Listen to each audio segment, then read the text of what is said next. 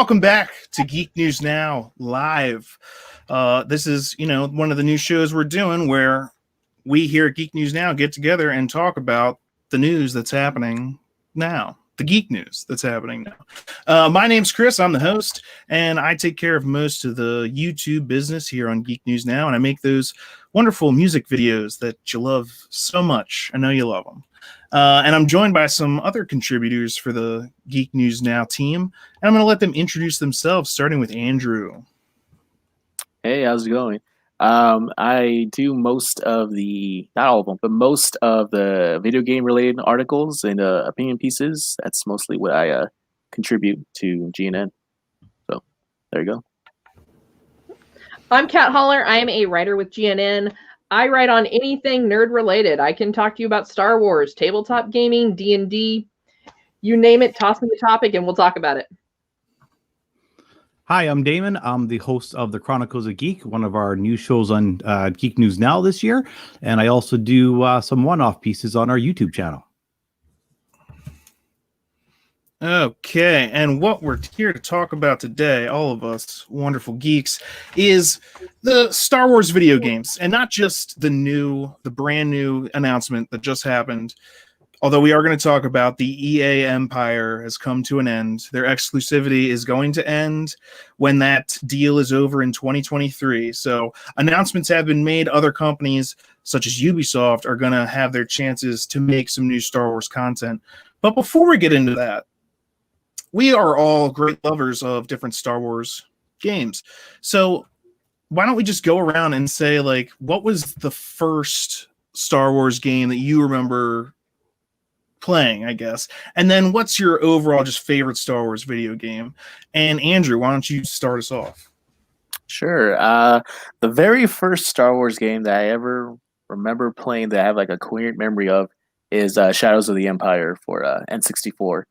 I was probably 6 or 7 when I got that game. And I just remember the entire music from Empire Strikes Back, just in every single level, with having the jetpack, the first level where you're taking down the AT-ATs. It's I've never actually finished the game. It's one of the first ones I played though. I just love that one. But by far my favorite is the original Knights of the Old Republic. There's just classic RPG adventure, just so good. The freedom of choice and options to do whatever you want. It's the best Star Wars experience I've ever had. Absolutely, and I'm sure a lot of people agree with you. And now that exclusivity deal is over, something that might be on the table is continuing that story. Fingers crossed, we're going to talk about that more later. But I also want to say, when you're talking about not finishing Shadows of the Empire, I remember the day I beat that game because it was such a journey to get there. And I think that is one of the things, when you're a kid, some of these games, then you go back to them later. And that one, when I went back to it later, I was like, this is still difficult. What are you doing? What is happening? So that's definitely tough. And I definitely get how you would have trouble getting through that one. But Kat, why don't you tell us first Star Wars game you remember playing, and then your favorite overall game? Star Wars TIE Fighter on PC. Ooh, wow. That's a good one. Nope. Yeah, it wasn't even on console. It was on it was a DOS-based command line to get into it. Yeah, back in the good old days. It was one step above Oregon Trail. It was like Oregon Trail, the next frontier.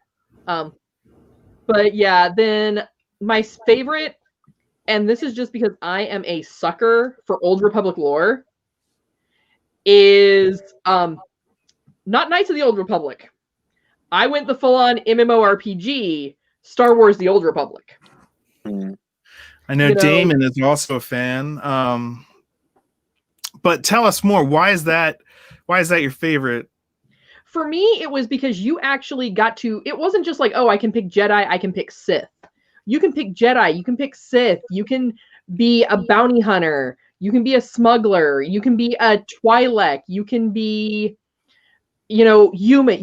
You have so much more choices as far as really creating that character and bringing yourself and your favorite aspects into Star Wars into your gameplay.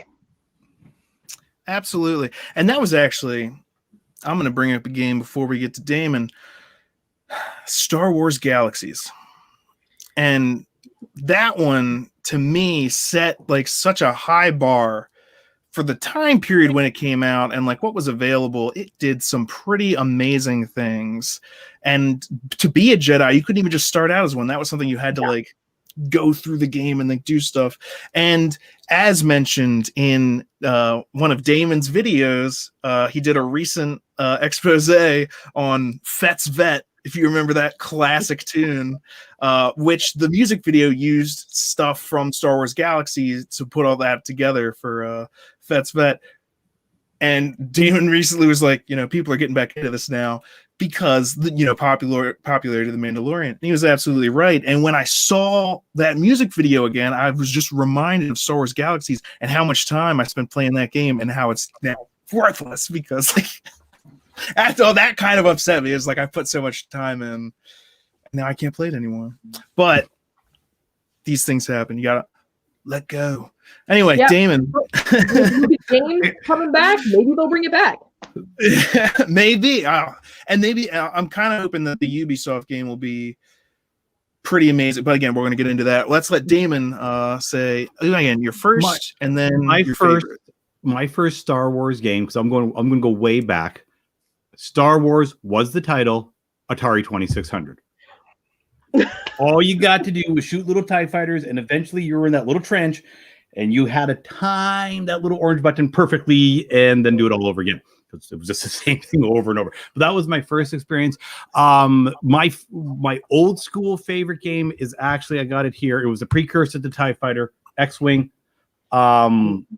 It was one of the first games where you actually got to do the story, and what you did kind of affected things. I've also, like Kat, I've been playing Star Wars The Old Republic, the MMO online for years. I have 16 unique characters, all at maximum level. That's how much I know this game. Wow. The reason I like it is because it is as close to open source or open world you can get in Star Wars. You don't want to do the storylines. You want to go and, you know, see what you can do with the party Jawa and how many of the little Jawas you can help go over to the ether there, then you can. If you want to go, if you can start with a Jedi, you got Jedi character, and you can take that character all the way to the dark side. Like it is one of the most open source games or open world games that I've ever actually got to play. And I played that game for a while too, and I much enjoyed it when it came out. I liked it when they introduced starships to it. Again, in that game, they're entirely on the rails, but still, it was cool. They have some different style ships, obviously based on things, and that was something I did like about it. Like Kat was saying, the lore that they put into it, you could tell when they designed those ships for the different classes, like they paid attention to the types of ships that like main characters in Star Wars were flying. Like the Sith Inquisitor had a ship very much tied to the type of ship that Darth Maul would be flying. And, you know, the bounty hunter ship was kind of like a cool, you know, it changed position kind of like Boba Fett ship did. And they just, you know, that kind of attention to detail, that kind of care that went into it and stuff. That's great to see. It's always great to see. And also, I guess if I'm saying the first one that I remember, Damon, you had it earlier. Super Star Wars. That's one of the first ones I remember playing as a kid. I played it all the time, and we were we were talking about how you know, nowadays people get really caught up in like how accurate is something, like is this like that, is the story exactly the same as in the book, as in the movie.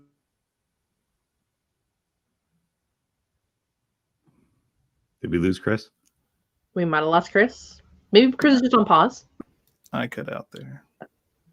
Did I cut out? Oh, yeah, you did. There you are. I apologize for that. Was I talking about Super Star Wars? Yes. Okay. I was just gonna say people nowadays are very concerned with like matching up the book to the movie to the game. Is like, does it all exactly translate? Yeah, I think it's one of the things with a lot of the games, like the old school games, there were, other than the name of the characters and maybe what planet you were on, they were completely separate from the actual story, which just kind of made them actually kind of cool to play because you got to tell your own story. Oh, we got you back, Chris? I hope so. Yeah. Do they not want you That was talking about the terrifying. fact that it doesn't I'm match under up? attack. Yeah. It's like not even. I was just gonna say that the first level is like Luke killing Jawas. Yeah. So it's not at all matching up to like the story of A New Hope. It has nothing to do. He was horrified when he saw those dead Jawas, but the first levels of that game are just taking him out. So anyway, So dark side points gained there. I think that was like they didn't even have those in that game, but you were definitely leveling up on them. I'm gonna stop talking now because I don't know if that's ruining this. What is happening there? But I do want to talk about the EA empire. Like, what do you guys think? Just tell me what you think about like the difference between before it was exclusively EA, during, and like what did you think of that transition? Andrew, what did you think? Like, Thinking back before EA, I only really played a few I remember does anybody remember who did the Star Killer game? I'm trying to remember his name. Force Unleashed.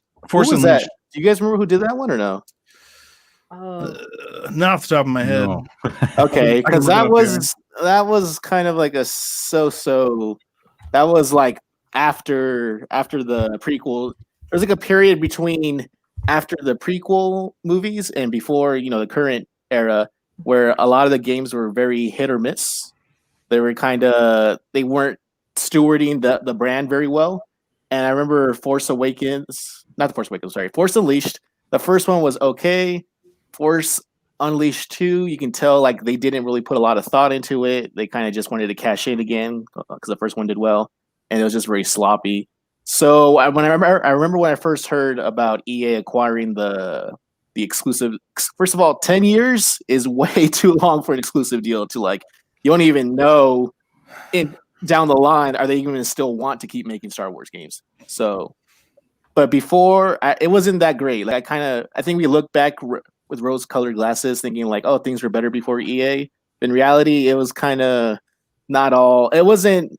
There was nobody was over curating the story, the games. Well, I would argue to that point that LucasArts was kind of the one that curated and kind of like looked over everything, and they were outsourcing to different game developers to actually make the games. Force Unleashed was a LucasArts game with Unreal Engine? something. Okay. I remember the physics were awesome. Yeah. I do remember that. And that was just it though, is you had decent gameplay for a Star Wars game, because even then though, before Star Wars The Old Republic, you had this big gap in between games. So you weren't getting a game every year or every 6 months or twice a year. You were getting a game whenever you got a game, and Star Wars fans, just like with episodes 1, 2, and 3, we were hungry for that. So it's like, hey, it's a Star Wars game. I'm going to buy it. And you were going to buy it no matter what. Well, let's be honest here. We were going to buy it no matter what because it was a Star Wars property. Right, Shut up, take my money. Yeah. That reminds me of just wanted to cut in real quick. Earlier in the week, I was listening to a separate podcast where they had Gary Whitta on, he was a screenplay writer for Rogue One, and he was talking about from the end of the original trilogy up until before the prequel films, that there wasn't the video games that they were coming out for LucasArts were pretty much the only thing carrying the load for Star Wars fans in terms of like if you wanted to. Besides the books, obviously, if you wanted to if you wanted a screen interactive kind of Star Wars experience, the games were carrying the load in between. And obviously, not everyone is into reading the books. I love reading the books, but I also accept 100% that not everyone does. I love reading the EU. I've read tons of it. I miss the EU. Yeah, I like the expanded universe, but the expanded universe, when you talk about that, it's not just books. It's also video games. It's also comics. There's so many different things that went into that. And some people absolutely love different parts of those things. Like there are some, and that's the thing that I really liked. And Andrew, you made a good point that, you know, maybe the quality wasn't 100% necessarily across the board on all these games, but I would say the quality wasn't 100% across the board on the games that came out under EA. So wouldn't we rather have them like outsourcing to more different game developers saying, hey, Ubisoft, you are dynamite at making these open world games. Do that for Star Wars. Yeah, this developer, you're absolutely great at making these type of games. Do that for Star Wars instead of just saying all Star Wars has to be pigeonholed under the developer of EA. Yeah. And that's always been my argument is if it's LucasArts, I get that. Okay, Lucas, when they were creating their own games, I mean, they've had some great games in the past. They really have. Games that are still near and dear to my heart. Mm-hmm. But the problem was it wasn't just that you were losing the story, you were losing the gameplay, you were losing any kind of continuity that was anything other than let me swing a lightsaber around and look cool. They kind of left every part of the story behind except for that. And so EA comes forward and we're all kind of really hopeful, right? Like, hey, look at this. All right, we're going to get these new games. They're bringing in this big, you can have a big battlefield where you've got AT-AT walkers. It was PUBG with a Star Wars skin. You know? Oh man, I gotta tell you, I played both Battlefront games, and I'll continue to play the second Battlefront because it gives me that opportunity to get into Boba Fett's ship, and if I can do that, and I can drop seismic charges on people, and I can get 100 kills in a match. Look, I'm just enjoying myself. I love Boba Fett, and I love flying around in those ships. The space combat in that game is pretty great. But I gotta ask this question. If in the original Star Wars Battlefront 2, you had that amazing ship combat where you could actually then fly in, get out, and then sabotage them from the inside. If you had that, how does it elude you to be able to put that into your game? I just don't get it. How can they not do that for this current? That was one of the biggest complaints I saw, other than obviously the microtransactions. And I think that was another big mistake that they were like, oh, we have, that's another problem with their complete control over Star Wars. They knew that if people wanted Star Wars content, Star Wars games, they'd have to come to EA and they'd have to pay for whatever they wanted. So then that makes that like loot box thing that much worse. Yeah. It's a whole thing. And I'm glad that they got in trouble for it, and not just them, but a lot of people, because they did. It was ridiculous. It was like, if you want to play through and unlock things naturally in this game, it'll take you like a year and a half, I think it was, like, of straight gameplay just to unlock everything in the game. It's not how it should be. Yeah. And that was part of the issue. Like, I could care less about microtransactions for cosmetic stuff.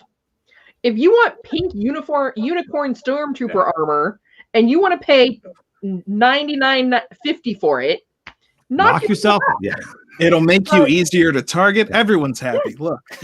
but if you're talking about weaponry, actually upgraded gear that protects you, upgraded ships, we call that pay to play. Pay to win. Pay to win. Pay to win, yes. Yeah. Or even pay to advance. Like, you got to spend 5 hours to get the one little crystal you need, or pay 99 cents and just jump right ahead. It certainly does motivate the player who gets frustrated to just say, screw it, I'll spend a couple bucks just to get this. But that's just the kind of thing. If they can get every single person frustrated enough to say that, then they get how much more money out of it. But then your whole entire game design is based upon making your player base frustrated. So the return eventually is like, you're not going to get as good.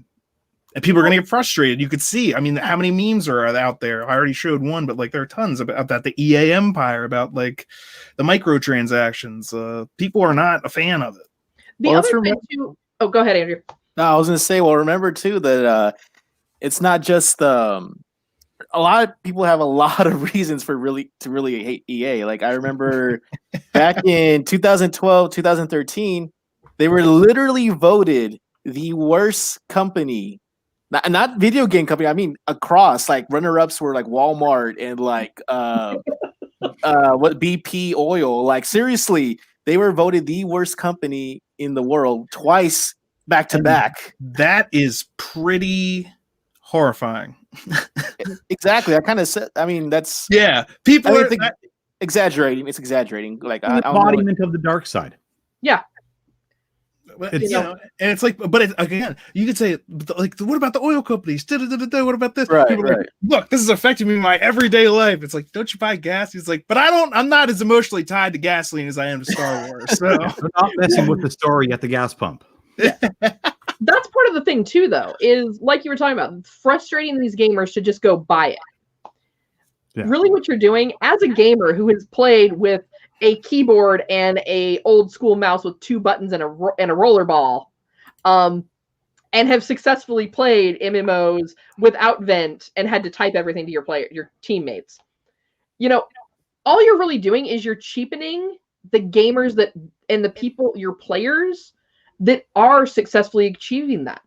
You're cheating them of that skill. That is a bragging right in the geek community.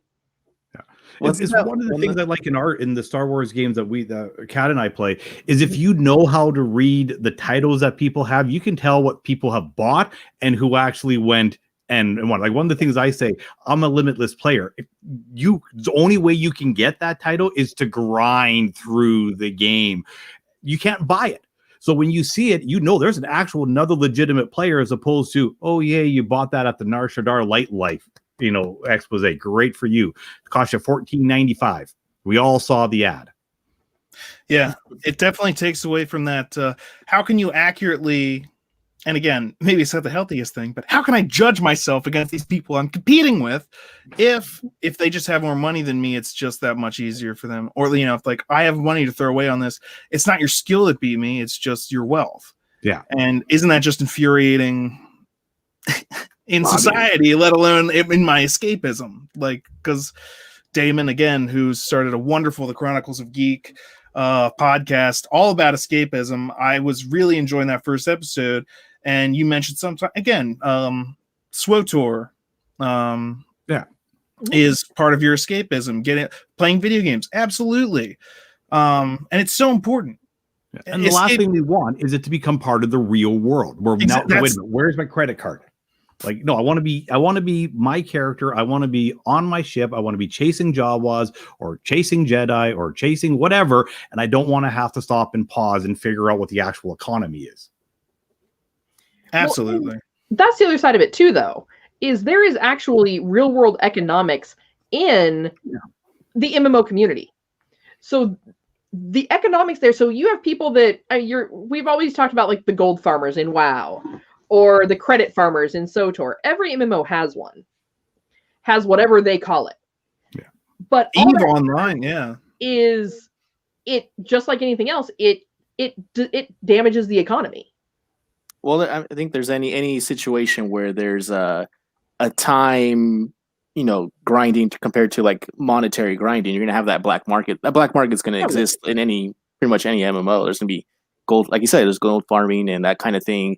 I think that's why there's so many developers are kind of privy to that, where they separate it into like currency you buy and currency you can only earn in game. It's where they got the idea for that from. That's how they learned to make more money off of their games, because they realized people do care, are willing to invest in this virtual reality. They care enough about their virtual characters to buy things for them, to make them look a certain way. People can be emotionally manipulated to spend money in that way. It's kind of a dangerous thing. And it depends on like what game you're playing and how it comes into effect, because there's some games where you might not care at all, but there are other games, again, like you said, it's affecting the skill. It's affecting like, hey, this person just paid $50 extra and they're just going to win all the time now. If I play, I don't have the same, and that's not right, is it? I don't think so. Yeah. No. Now, in like a one-player game, that's kind of different. If you want to, but again, it's when it comes into online stuff, when it comes into unlocking stuff early, that helps you advance your character. Because it's one thing. Oh, you unlocked a skin. Again, who cares? Yeah, that's neat, but that's that's just on the outside. When it comes to like, hey, oh, you paid for 100 extra like crystals, and so now you just have all the skills that it would take a normal person a year to unlock. And that's not, and so that's the kind of thing that EA, again, is known for doing. They're not the only ones by far. There was a lot of people that got taken down for that. And it's not like it's totally gone. Again, the alternative currencies and stuff like that, they've just changed kind of how they're doing it. And like the loot boxes thing, that was just gambling. So hopefully that's just gone forever, because that was just ridiculous. But speaking of open world Star Wars games, that's what Ubisoft is coming in to do. Are you guys excited about that? I mean, when I heard that news, I loved playing the latest Assassin's Creed games, and I wasn't a fan of the like first ones. I liked them, but I liked the latest ones more. I was like, wow, they really opened this up, and this is a really expansive type thing. And I'm thinking, if they can do something like that for a Star Wars game, you got my attention. Oh, What do you guys absolutely. Cautiously optimistic, because nothing's worse than getting our hopes up like we did for, well, the first Battlefront, to have our hopes dashed. But Ubisoft, I think, has that potential because they have the history in building that way. Now, are we going to see open world day one? Is it going to maybe be more open world through DLCs down the road? Maybe. And that may be a better route for them to go. Get people used to the gameplay, give you 1 or 2 worlds you can explore on. Then, all right, hey, you're ready to move on to the next point? DLC. And that was going to be another question. And I guess I'll just ask it now. The open world game, we've seen them do some great open world games, and it's not even the whole world. You know, it's like, oh, it's part of Norway, or oh, it's part of like this continent. But it is, you can go wherever you want you can do whatever you want whenever you want. How do you think they'll be tackling their Star Wars game? Do you think it'll just be a one world thing, or do you think, like Kat said, it'll be like start out with a couple worlds and then they'll release more, or do you think they'll let you have a galaxy at your disposal? They've got, again, 2023 is when EA's exclusivity deal ends, so them announcing it means they've got 2 years, I guess, to start working on it. What do you think? Damon first. I think it's going to be kind of like what Kat was saying. It's going to start with 1 or 2 planets. I could see them doing ships. You know, you're wandering around a Star Destroyer, a couple of space stations, like smaller environments that they can do. I mean, asteroids. There's a lot of asteroid moons that are out there that appear in Star Wars lore. There's a lot of smaller worlds that they can start in and make them completely open and then move on to bigger things without missing the Star Wars experience. I mean, I pay money to wander around on a Star Destroyer or a Mon Calamari cruiser or whatever. If I had full control over it, why not? I hear that. Yeah, Andrew? I think that for this particular title, I think the experience will be a much more condensed, just because it's, even though it is Ubisoft, the team that's assigned to it isn't like like Assassin's Creed or like those kind of games. It's the team that does Division. They've done the first 2 Division games. They did Far Cry 3. Those are by and large shooter-based, cover-based shooters. So I'm thinking it's probably going to be, I imagine traveling from planet to planet, it's probably going to be kind of like a loading kind of thing. I don't think there's going to be really space kind of warfare. I don't think that's likely. I think it's mostly going to be like not melee, mostly cover shooters. That's what I'm thinking. Well, have you played the recent Assassin's Creed games, Odyssey or Valhalla? Valhalla, Origins, Odyssey, I played, yes. Okay. So think about, and I said this in my YouTube video, I was just like kind of spitballing. I was like, you think about how they made those games and how your mechanic to explore the world is kind of your ship. And then you can find different like fast travel points and stuff like that. Now think about that in like Star Wars. Instead of like guys rowing your ship, and you're actually like in subspace. And then when you want to quick travel, that's light speed and you just go there. But otherwise you have the opportunity to explore the galaxy. And then you'll maybe have some like hyperspeed points that are like of necessary, because like once you advance the story, it's like, oh, you need to get here, and someone will give you the coordinates. I see you thinking. I see you guys thinking. Yeah. You're like, yeah, that sounds Star Wars.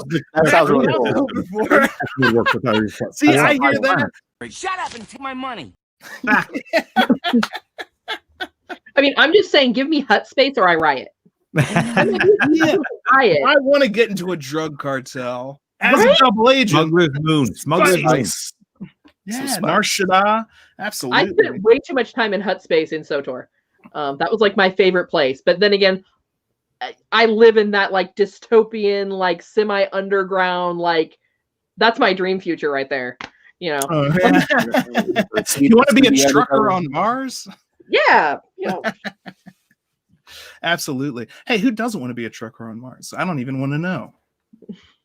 Spice. He who controls the spice controls the world. Dude. Dune. Ah, man. I don't want to get off topic, but I'm so bummed that movie got pushed back.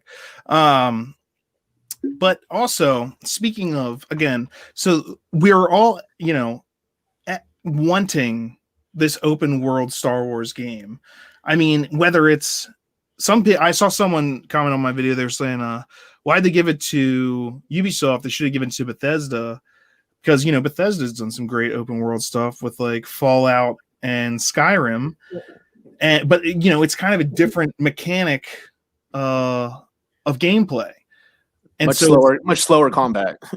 Well, the other side of it too, though, is I think for Star Wars fans, the one thing they understand, and this is something, especially if they're starting now, they can at least get the starting right. I think right now, Star Wars fans, especially out of every other genre, they are very impatient about the concept of, why did you just release a game that doesn't play right? I'm pretty sure SOTOR almost had riots in the first week, if I remember correctly, because they launched it and then you spent the next 6 days patching and downloading. And that still happens. Yeah. So I think if they start with the building blocks of the open world, depending upon where they pick up the story, because this is Lucas Gaming coming back into this. Mm-hmm. So are we going to be able to see more of what they considered non-canon, which is like the original like legends of Star Wars coming back, more of your Old Republic, starting there to build towards the future and give you a better continuation, similar to Division, because Division's games still kind of build on each other. Building that good solid foundation to expand that universe out and really encompass the story. Which brings up the question of, we don't even know during what time period this is set. So it's like, is this during the prequels? Is it during the original trilogy? Like when, and that's a big kind of question in Star Wars, because that kind of affects the entire universe that you're in. What wars are happening, what conflicts are happening, what people you're going to be interacting with, and what their concerns are going to be. So we don't know any of that. I mean, it's only just been announced, but the idea of a true Star Wars open world game, very enticing. And just the fact that they've announced that they're letting Ubisoft make that, again, that opens doors. That's saying that, we probably will see more Star Wars games from EA. I don't doubt it at all. They've also made an announcement saying we are going to continue making Star Wars games. Yeah, they actually did. They I think it was earlier today or yesterday. They said like, we're going to continue our relationship with Lucasfilm Games, but like you can tell, like, yeah, of course they're going to do another Fallen Order. Like, why they'd be crazy not to do another Fallen Order?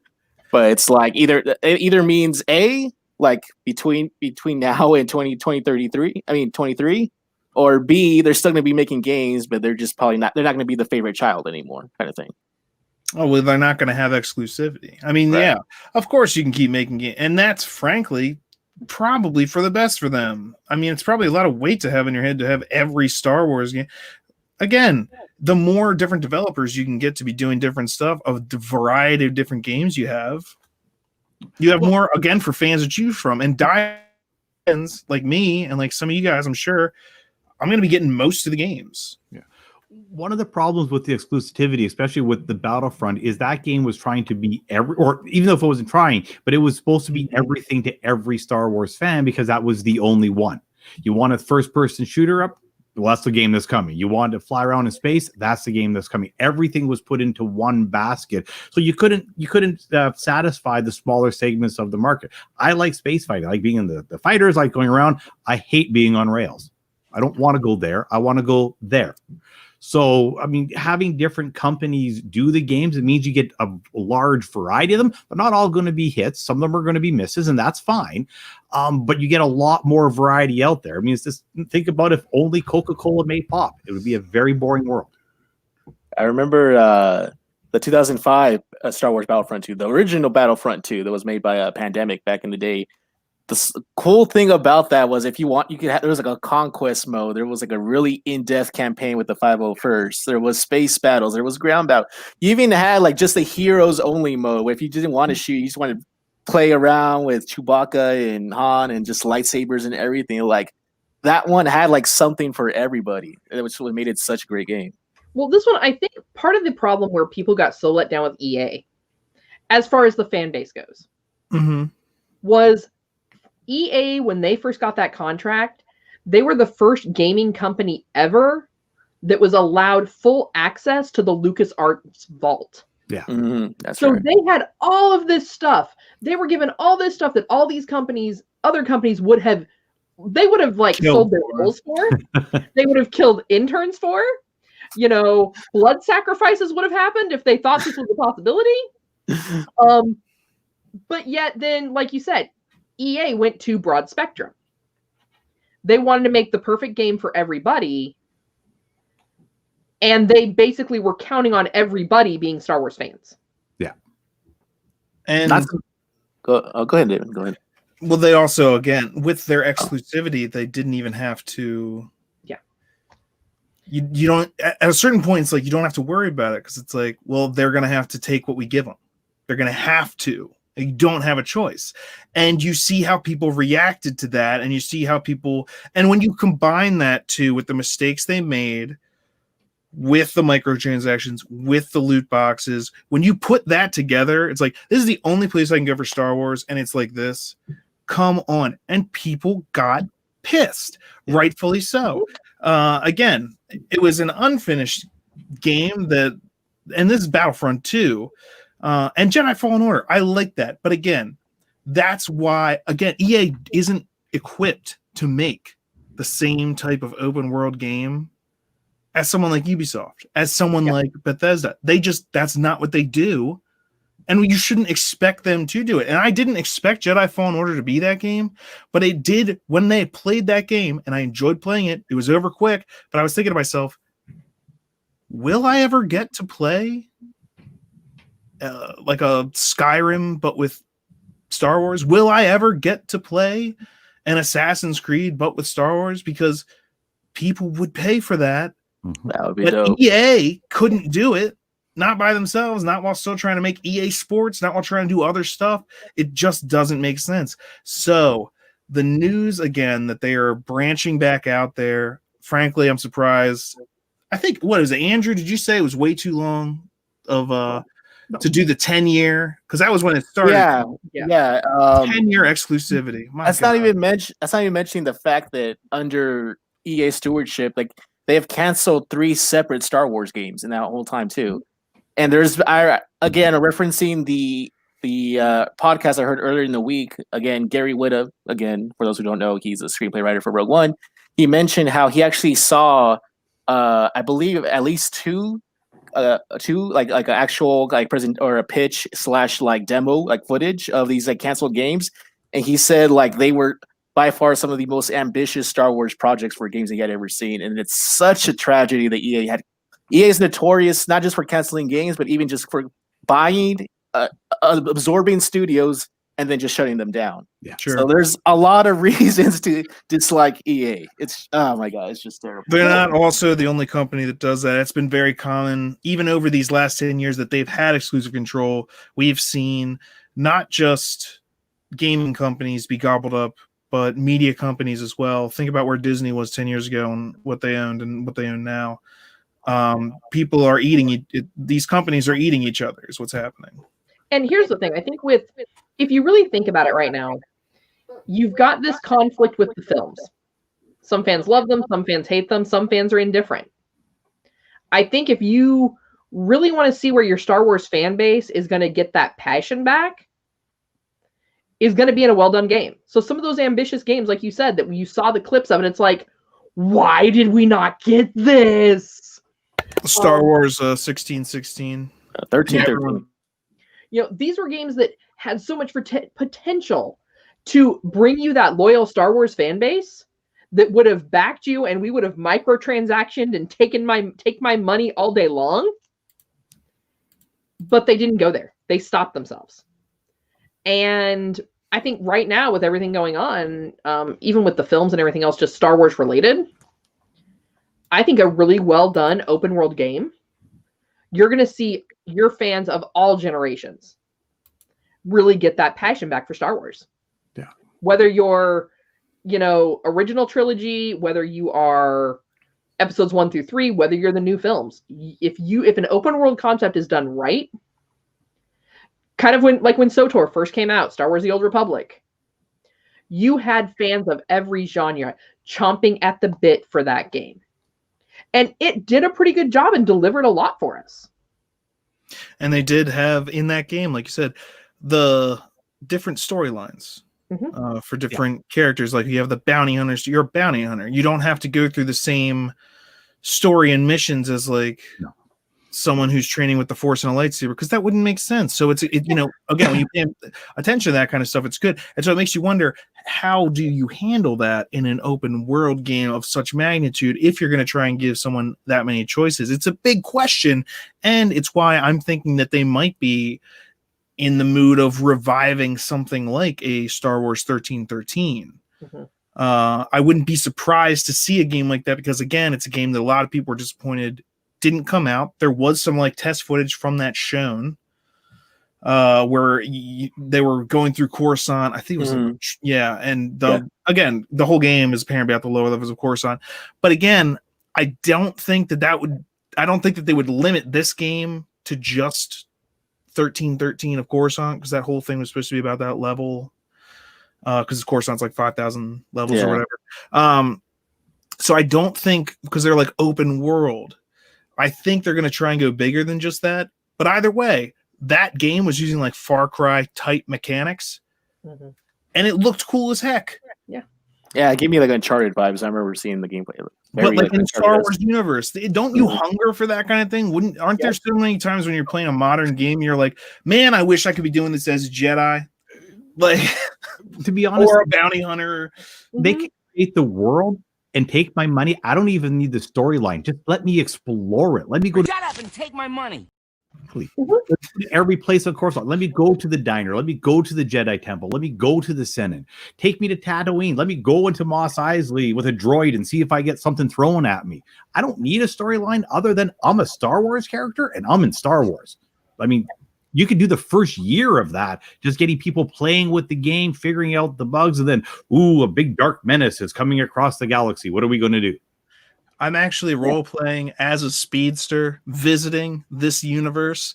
And so I'm taking a tour of the Star Wars universe, and I'd like to be able to make all the hot spots. So please take them back. That's how crazy people go into this stuff. I know I'm crazy, and I go into this stuff. Like I said, give me hut space or give me death. Who's they? What the hell is an aluminum falcon? Oh, that was weird.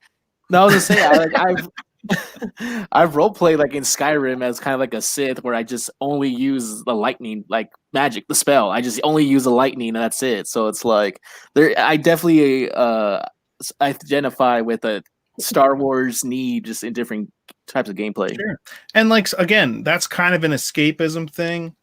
Damon again is doing a great podcast on escapism, but some people go and they work out. You work it out, punch a punching bag, and that's how they release their endorphins. That's how they escape. They just focus on doing that. Some people read a book, and you just boom. Now you're in the book. When I read a book, I'm not here anymore. I'm in the book. So when you interrupt me, I'm very angry. Don't interrupt me when I read. But everyone has their different way. So again, video games is another way. Some days you can kill 1,000 Jawas. I mean, You kill all the Jawas. You start up your Super Nintendo. You hop into your speeder that you didn't even know had the ability to shoot lightning balls, because that's one of the levels. You shoot lightning balls at the Jawas. They have their own speeders. Super Star Wars is nuts. I want to go play it right now. And again, that's another thing I'm saying. Yeah, he's like, I've got it. I've got the Super Nintendo ready to go. Well, hook it up to the internet, my friend. There's a challenge. But again, some of these games, wouldn't you just pay to have them remastered? Oh, give me the original X-Wing and TIE Fighter series and whatever that third one where you were the mechanic kid. and you'd wind up joining the rebellion. Those, I mean, they were great games. Just give me that exact storyline, put it in a modern engine, and let's go. Where's Fry in the money thing? Yeah, and it wouldn't even be that hard to do because a lot of these storylines for these weren't necessarily like the craziest thing. No. I mean, they were short games because back then making games was a way. I'm not saying it's easy today, but technology has advanced. It certainly made that easier. Like, so to just advance the graphics isn't that hard. We've actually seen them do it before on different games. I can't tell you how many different games I would be like buying up. Now, I wouldn't probably want to see like them come in at like $60, but I'd pay like $30 for a totally revamped Battlefront 2, like the exact same thing from a new pod racer. Oh my god! Well, yeah, the pod racer thing too. I would buy a virtual reality. I would buy one of those arcade systems. Remember those bad boys? Dude, you kidding me? Oh my gosh! I'd be in there going, whoa, yeah. Can you imagine that in the Scorpion chair? Hell yeah. That's exact. Like, I was killed. I was like, I can't believe when they were announcing all those new, we've got new Star Wars shows from every direction. I'm like, give me a pod racing show. Give me a swoop like racing show or something. Each vehicle can have its own game. Yeah. We have the pod racers, we got snub fighters, we have capital ships. We got creatures you can ride. I mean, we can have the craziest, what's the horse racing stuff. Sorry, have one of those things where we're all just racing. I'll be on the lizard. Mario Kart. And then, oh my gosh, but Star Wars. Oh my gosh, freaking out right now. That's a great idea. I mean, think about it. The Star Wars racers like zapping people out of the sky. I mean, you just blow their engine. It's whatever. I mean, to be honest, I want to go to the market and I just want to sit there and just gently mind influence people to do things. You really want to push over that barrel of apples. Let's see what happens. Chaotic. This is the droid you're looking for. This is not the droid you're looking for. This is the droid you're looking for. This is not the droid you're looking some for. Very confused NPCs out there. That'd be great.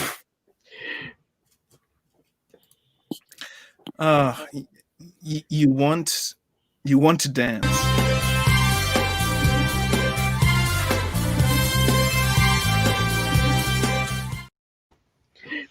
But I mean, there's so much of that Star Wars universe that is so untouched. Oh yeah. And there is so much that you could bring to a new generation outside of Skywalker Saga. Oh yeah, that was a cool thing too. When Chris said like how for the Ubisoft games, like we don't even know the setting, and I'm like, yeah, like how cool is that? You have like such a story-rich like property where like it's literally like thousands of years of like just playground, really. Like how many franchises have something like that? Yeah. And video games are a perfect place where they could bring back some of the EU. I mean, who's going to complain? Yeah, we have all of those iconic characters that a small group of people know, but would just go like absolutely crazy if we could interact with them. I mean, pick your series. I mean, give me let's go back and talk to Darth Bane or the Order 66. Yeah, I mean, and here's the thing: you bring that back, you then bring it back. It's now canon again. Yeah, which opens up that much more of the universe for film, TV, additional comics for the expanded for that. I mean, I would, even though as much as my poor little smuggler bounty hunter heart, I the Bane story is so rich. Oh, it's a great story. And to disavow the Bane and Revan disavows the entire Sith, but I could go on about that for like decades. So Wheels, keep me off my soapbox on that. We'll push the soapbox over here for that for a later day. Ever since go ahead. Sorry. Well, and I'm just saying, like, if you could bring it back into that conflict where Bane gained his power. Yeah. Like, that would be some awesome open world jungle desert warfare. For that entire series, we need what? 4 planets? Yeah. 5 planets? And some outer space battles. But for real, again, that conflict. The Darth Bane trilogy, a wonderful trilogy from the expanded One of my universe. I favorites. absolutely love it, and it's a great dark side thing. And it when I read those books, and then I saw the movie Logan, I thought to myself, it's possible to take these superhero characters or even the villains and like take it in an adult direction.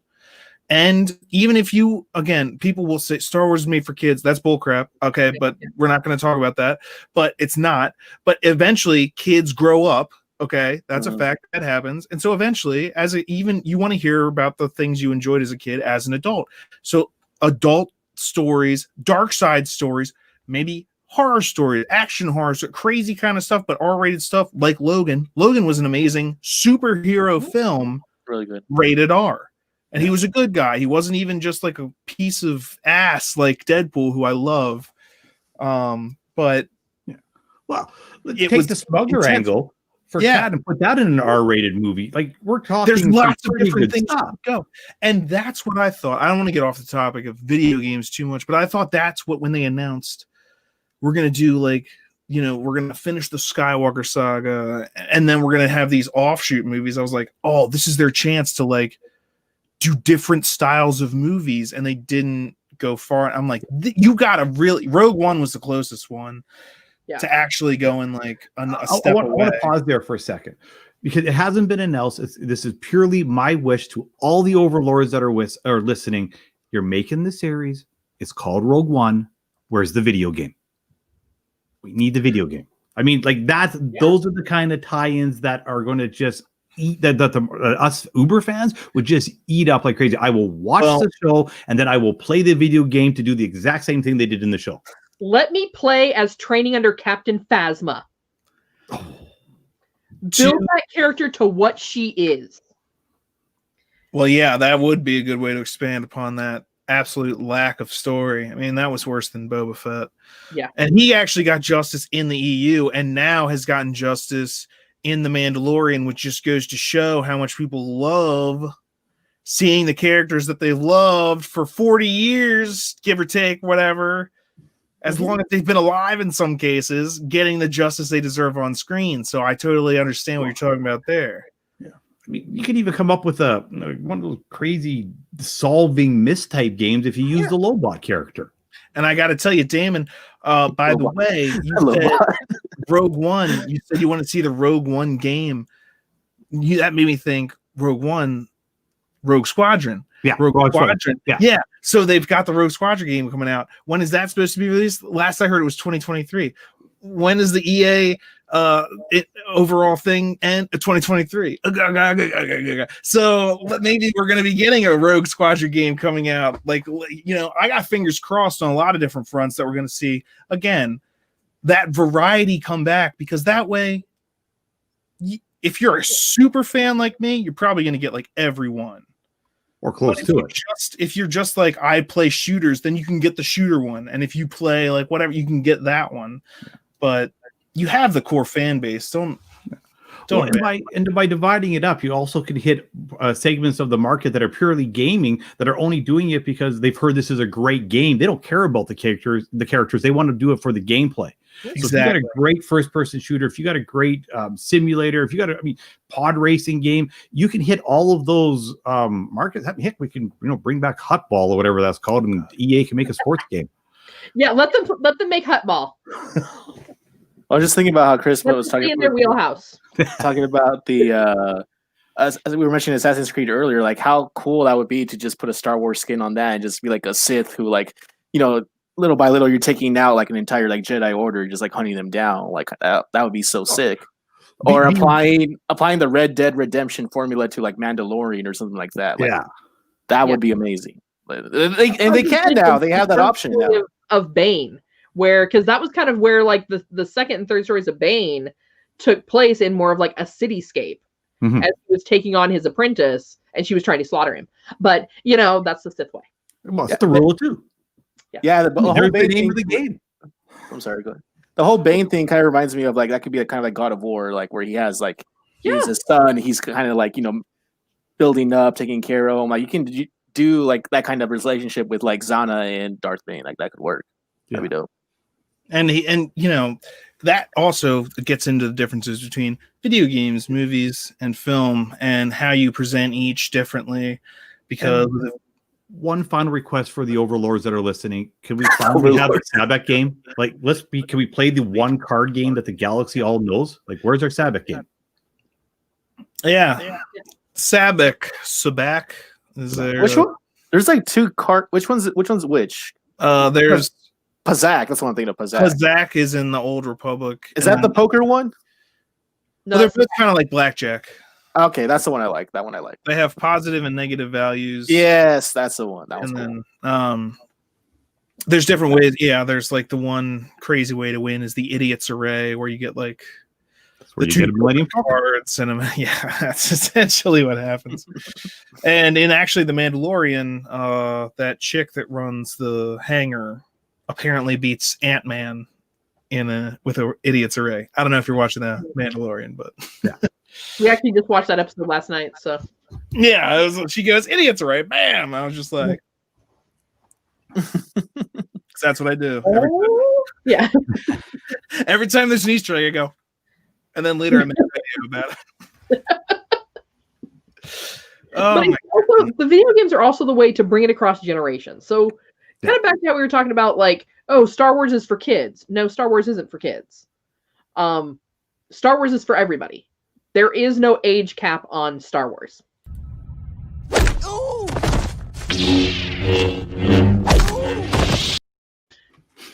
So, you can use some of the older games or remaster some of the older games that are more of that G-rated, friendly killing.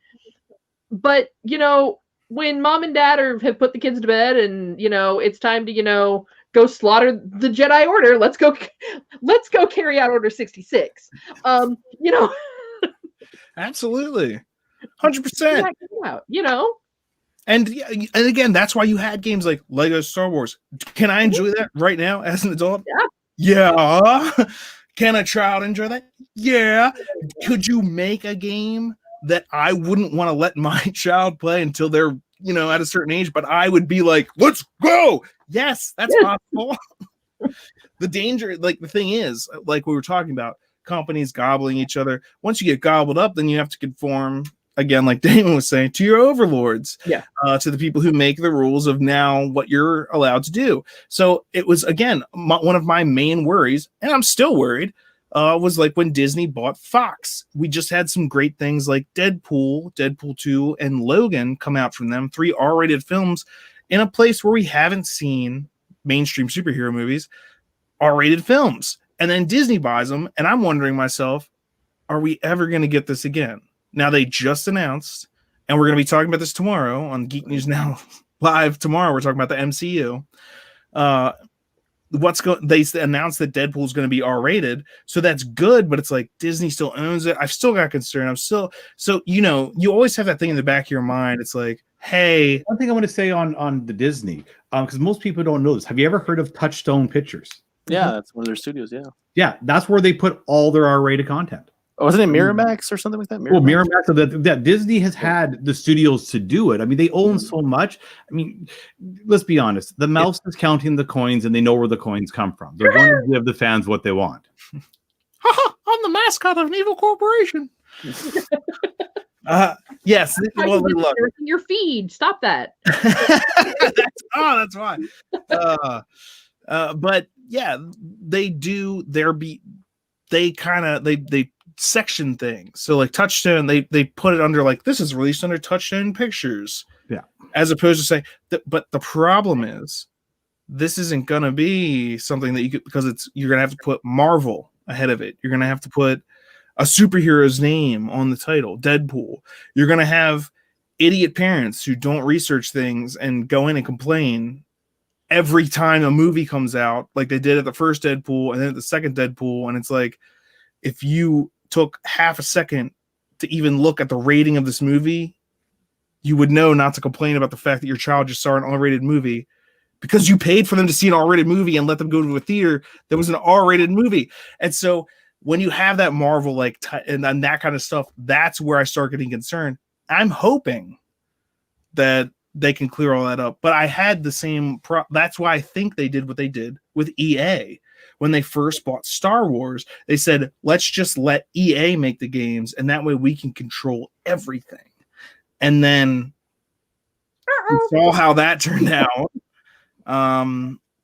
They saw how that turned out, and obviously now that the deal is coming to an end, even the announcement that Lucasfilm Games made when they made the announcement was like, we've been working on this for a while. And it's like, yeah, I bet 10 years we've been stuck under EA. Yeah.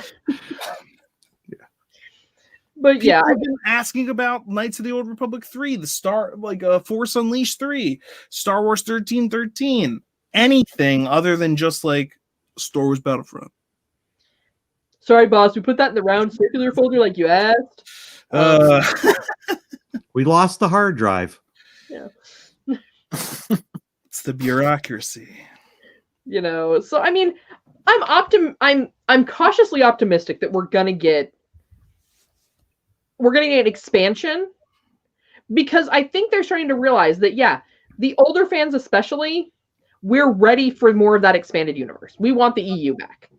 Yeah. Because, well, the Skywalkers are a great family. But Sorry, what? the Skywalkers are a great family. Okay. But after 40 years, I want somebody else. Yeah.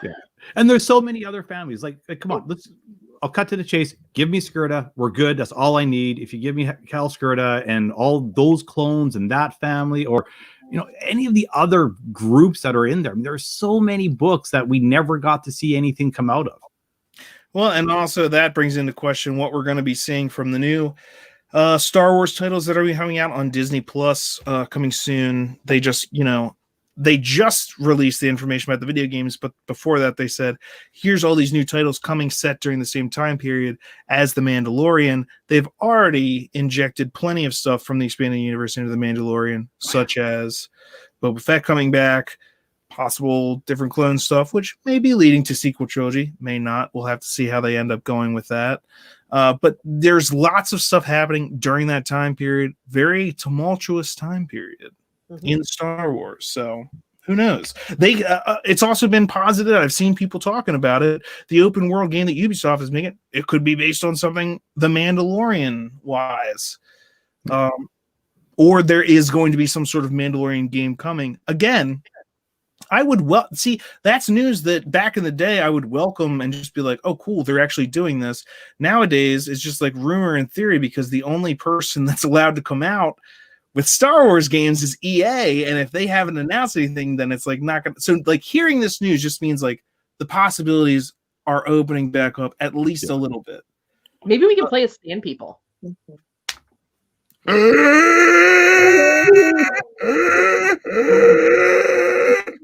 Come on, we've all done it. We've all taken the broom and done that. We all know we have. That's my best. My best shot at it. Okay. We've been going for about an hour now.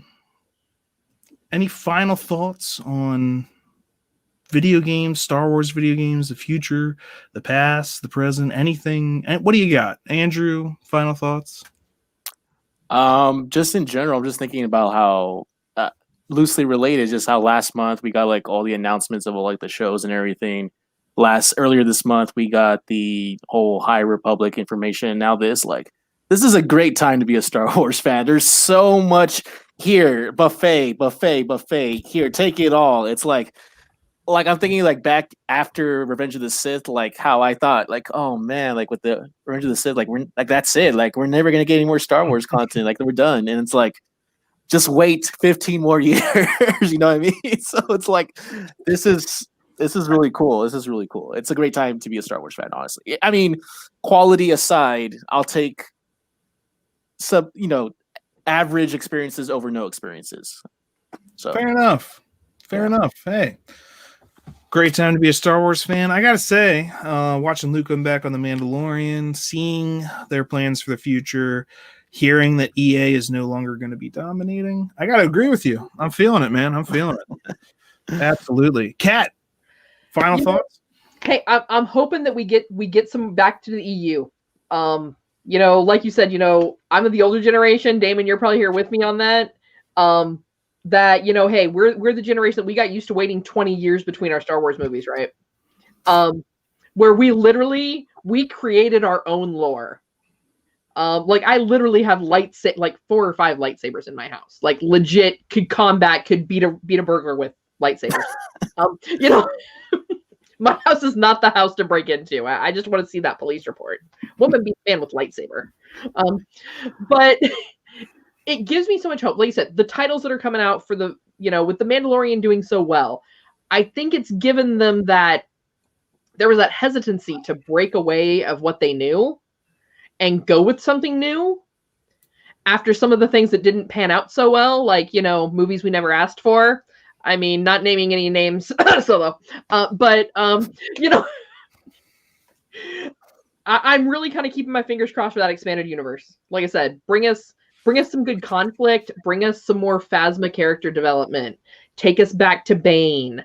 Like, give us that open world where we can encompass and bring these characters into the fold for you. We don't need you to do it. We'll do it for you. But give us the material. We'll do it. We already love them. Just don't completely wreck them to try and make a new character look good. Yeah. It's not a good writing style. It's not a good plan, and it doesn't actually work.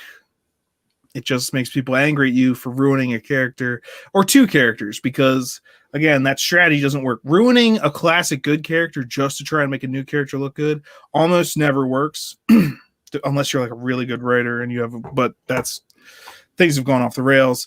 And we've been talking a lot about the expanded universe. I just want to show you guys. I don't know if you can see it. It's so small.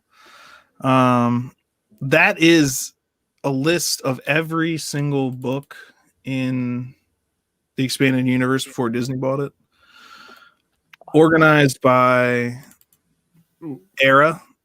So it's Before the Republic, Old Galactic Republic, Rise of the Empire, Rebellion era, New Republic, New Jedi Order, and Legacy era. 270 ebooks. Wow. Would you like me to send you a picture of my bookshelf? I have every single one. He's like, I got it. Yeah, I knew that I wasn't going to be able to actually get them all. So I have that backed up on 2 different jump drives because I was like, I don't want to lose this. I love the expanded universe.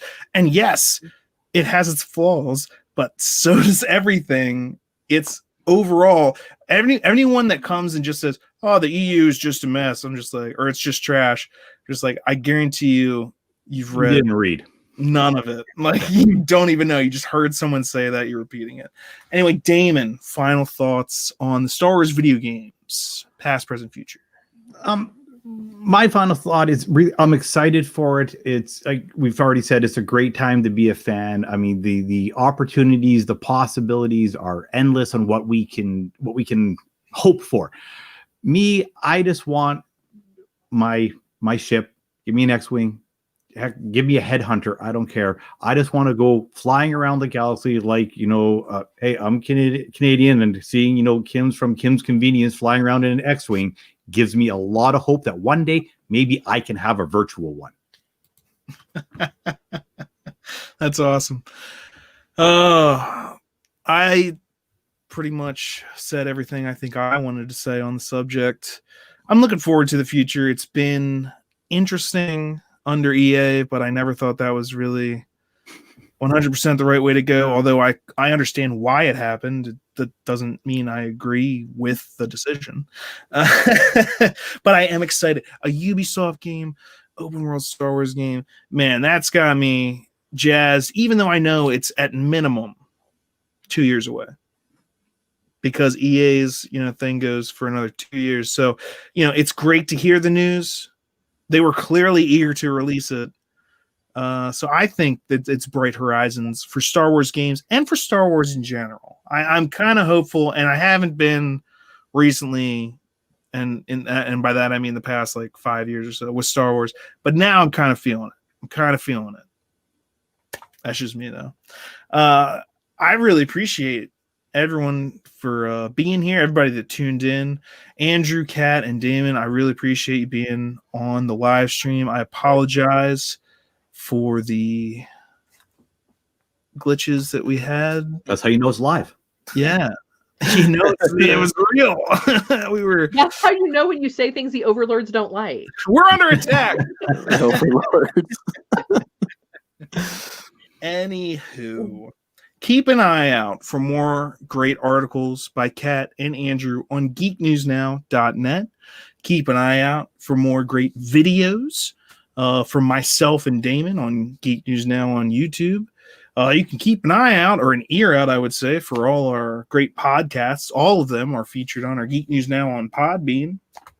And, of course, we're going to have more episodes of Geek News Now live, hosted by me, your favorite host, I guess. And we're going to keep having fun. With the most different pairs of sunglasses, colored sunglasses. That's what I say. Anyway.